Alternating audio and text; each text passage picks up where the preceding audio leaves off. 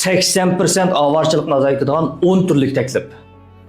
Bu mazmun quloq tozi yoqmasligi mumkin, biroq kunlarning birida cho'qimas ketib qoldi. Koni qoida bo'yicha tarjima asossiz so'zlanadi, shaxsiy qarash emas. Birinchi, hissdoshlikni yug'ishtirib, qarig'ilach ish og'ritmaslik. Bichora ko'rinadigan ba'zi odamlarning cho'qim yirginishlik yeri bo'ldi. Nurg'un kishilarning yaxshi kun kechirolmasligining sababini surishtirib baqsaq, bir bo'z o'rinliq, bir bo'z do'tlik, bir bo'z yomon niyati, bir bo'z asirlik sababidan bo'ldi. Bu ularning o'zining sabab natijasi. Ba'zi kishilarning nima ish shunday bo'lganligining sababini biz bilmaymiz. Udul aytsak, eshakning mo'ngizi bo'lmaganligining sababi bor. Ikkinchi, har qanday shakldagi tayinib olish mohiyatda ost xarakterlik o'zini o'ldirib olishdir. Hech bir odamning mangulik yantayoq bo'lishidan umid kutmaslik kerak. Cho'ng daraxtning ostida o't ko'p bo'lmaydi deydigan gap bor. O daraxt bo'ron chapqinni to'sib beradigan bilan o'xshashla quyosh nurini to'sib cho'ngish fursatini nobud qilishi mumkin. Uning ustiga agar u daraxt yiqilsa yoki boshqalar qanot ostiga elishni xohlamasa, xatarga taqobil turishdagi eng asosiy iqtidormi bo'lmaydi degan gap. Odam daraxtning ostidagi o't cho'p emas, daraxtga aylanishni nishon qilish kerak. Uchinchi, cho'ng gap qilish hamon bir kuni ofat paydo qildi. Qilmoqchi bo'lgan ish, yetmoqchi bo'lgan nishon, topgan pulni og'zini ching yumib oshkorlamaslik. Konularda ish maxfiy bo'lsa vujudga chiqadi, eg'izdan chiqib ketsa mag'lub bo'ladi deydigan gap ekan. Ota-onangizdan boshqa kim sizning uningdan yaxshi turmush kechirishingizni haqiqiy umid qiladi? Uningdan boshqa agar boylik davron qilinsa, hasadxo'rlik, ko'zi qizirish bilan oyog'i chiqmas qarz so'rash ko'payishi mumkin. To'rtinchi, ijtimoiy aloqaning mohiyati qimmat almashtirish. Uningdan boshqa hammasi unumsiz qiziqchilik. Nemishqa boshqalar biz bilan tashabbuskorlik bilan aloqalashmaydi? Qo'pol aytsak, foydalanish qimmatimiz yo'q.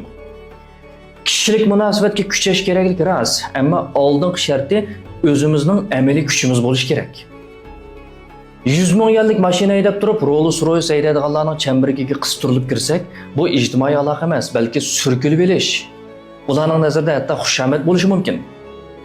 Agar tang qimmati bo'lmasa, barliq majburiy singishlar o'ng'aysiz ahvolga tushib qoldi.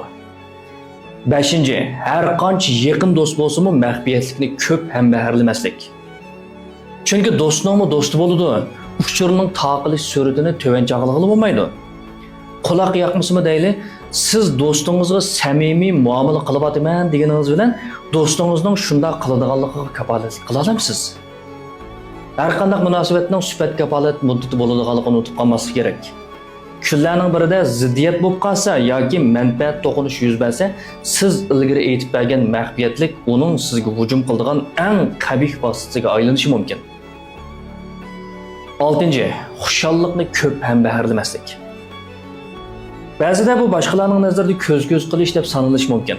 Baxtni, xushallikni ko'p ham baharlasa, bir nuqtadan hasadni, yana bir nuqtadan o'chmanlikni, yana bir nuqtadan boshqalarning o'xsinishini, yana bir nuqtadan shu narsa yo'q kishilarning bearamchiligini paydo qilishi mumkin. Haqiqiy aqlli kishilar ahmoq bo'lib olish va namorat bo'lib olishni o'ziga odat qiladi deyilar ekan. 7. Bezor qilgan odamga shunda holatidami kulimsirash. Ba'zi munosabatlarni ol pichoqni kes quloqni deb darhol uzayotgili bo'lmaydi yoki uzvatsak bo'lmaydi. Ammo kulib qo'yib barbara yiroqlashqili bo'ladi. Ba'zi odamlarning gapi, qiliqi quloqqa yoqmasimi, ko'ngilga kasimi kulib turib bir taraf qilishni bilish aql kishilarning zo'r aloyidliklarining biri.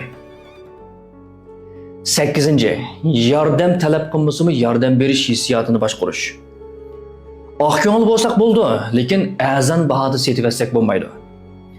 Odam bek yavash, bek tashabbuskor bo'lsa, yaxshi ko'ngli boshqalarning nazarida haqli ishga aylanib qoladi.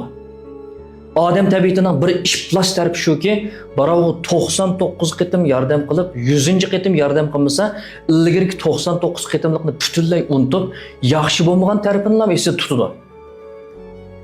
Yaxshi ko'ngilni, yaxshilikni, yordamni shuning ehtiyojli odamga qoldirish oqilonalik. 9. Qiltaq dasetga odamni yiroqlashni bilish. Yüz örüşken odam mayli urug' tuqqan yoki do'st birodar bo'lsin, o'tmishga qaytishini atayin. Aynak chiqilib yemlisa, yana asldagidek bo'lmaydi. Ilgari manfaat uchun bir qitim qiltaqqa tushgan odamga fursat muvofiq kelsa, u qilch ikkilanmasdan ikkinchi qitim qiltaqqa tushirdi.